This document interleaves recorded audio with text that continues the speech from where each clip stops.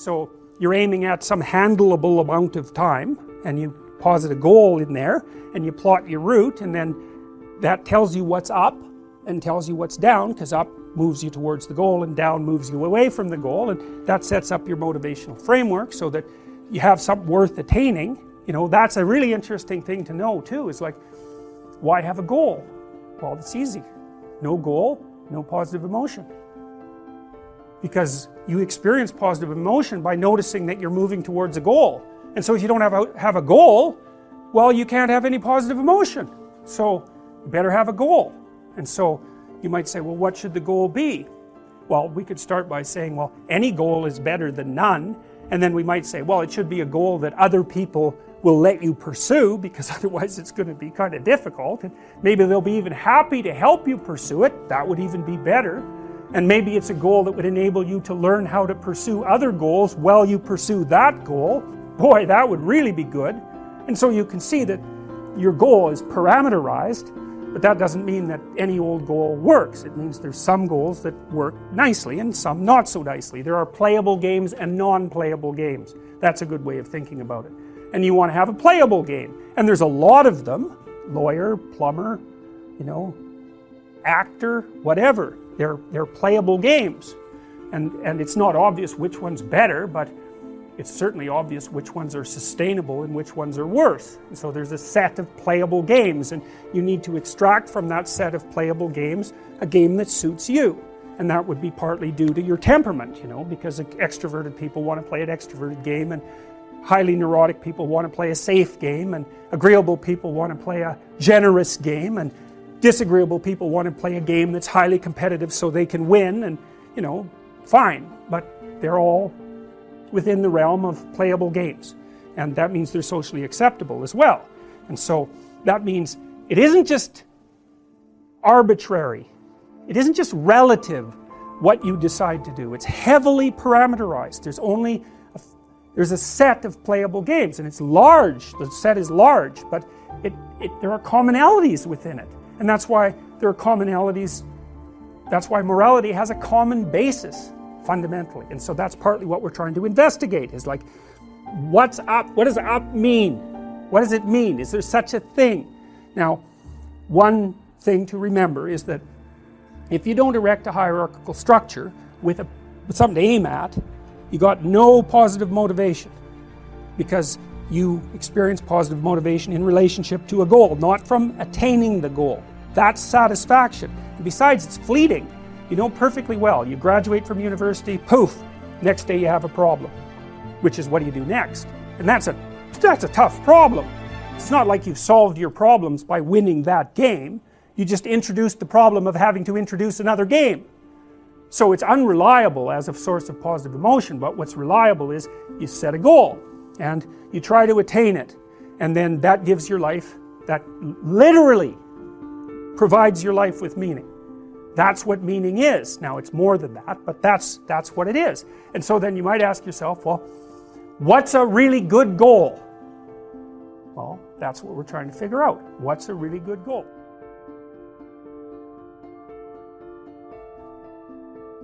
So anyways, you've got this little frame. You're somewhere, and it's not good enough, and you're going somewhere else that's going to be better. And what better depends upon is the state of these underlying biological systems, and then more complexly, as those biological systems get integrated into a personality and into the social world, then the frame and the goal is going to be dependent on that more complex hierarchical organization. So you're not in here because you're hungry. You're in here because if you get a degree, maybe you don't ever have to be hungry. So the hunger is properly incorporated into your. You don't want to be cold. You don't want to freeze to death in the winter. You don't want to be on the street.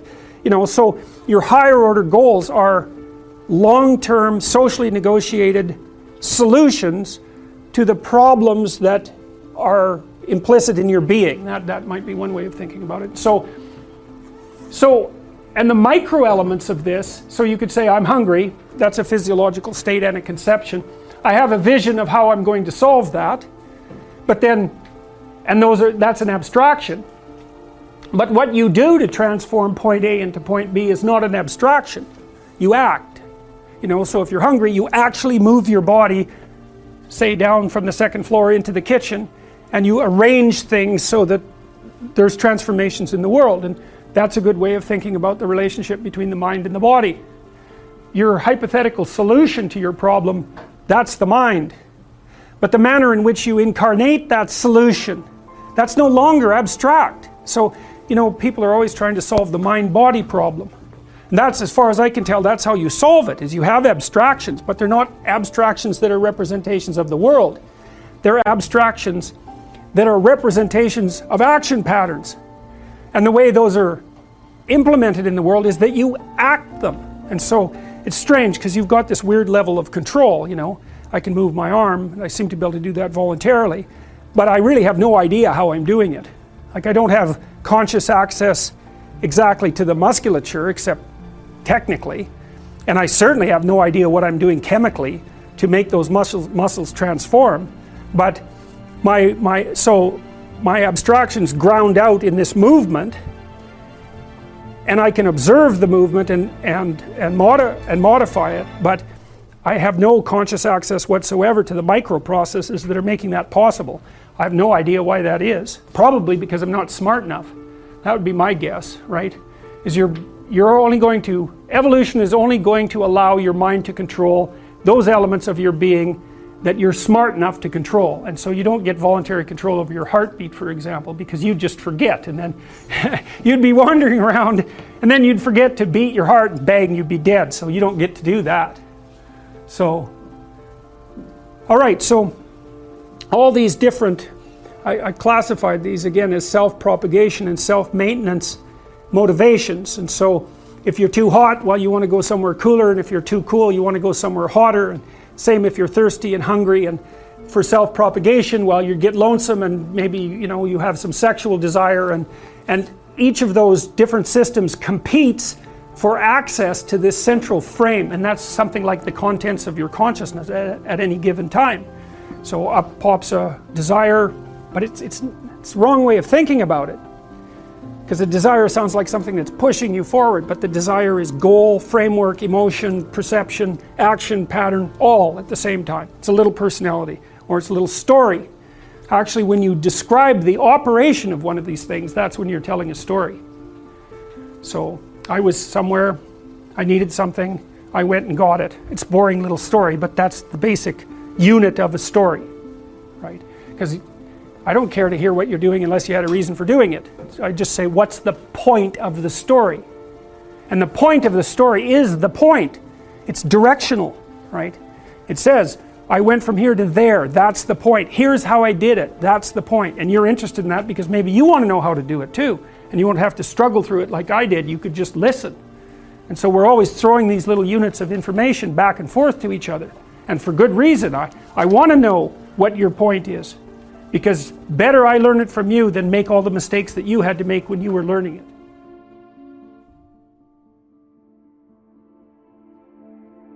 There's Jiminy Cricket at the opening of the Pinocchio movie, pointing to a star, which is roughly the nativity star for all intents and purposes, and it's a symbolic indicator of something diamond-like and pure, right, glimmering in the darkness, that's transcendent and above the horizon, upon which to fix your eyes. And so and the thing is, you need that technically, and the reason you need that is because we know enough about psychology now to know that almost all of the positive emotion that you're going to experience in your life, and positive emotion is analgesic, by the way, right? It actually quells pain. So it's not just positive, it also gets rid of negative, which is a big plus. Almost all the positive emotion that you're going to feel in relationship to a goal. Because you feel positive emotion as you approach a goal. And so if you want to feel positive emotion, then you need a goal. And then you might think, well, if you want to maximize that positive emotion, which is enthusiasm and also what pulls you out into the world as well as feeling good, then you need the best possible goal. Well, because that's going to engage the largest segments of your being. Like if your goal is too narrow, then a bunch of you isn't going to be on board for it, you know. If the goal is well developed and multifaceted, then all of you can partake in that. Even your negative elements, even your anger and your fear can get on board with that, let's say. So you need a goal, man, that's worthy. You got to think, you need a goal that justifies the tragedy and malevolence of life. That seems to be the bottom line.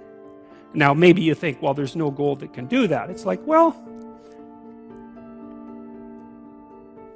there are still better and worse goals. So, and I'm not convinced that there are no goals that can do that. I think that's an open question. You'd never know that until you pursued the proper goal long enough to find out who you would be as a consequence of pursuing it. So that's also your destiny or your existential voyage, right? It's also not something that anyone else can do for you. Someone can say, get your act together for Christ's sake and get at it. That'll make the world unfold best for you, but there's no way you can know that without doing it.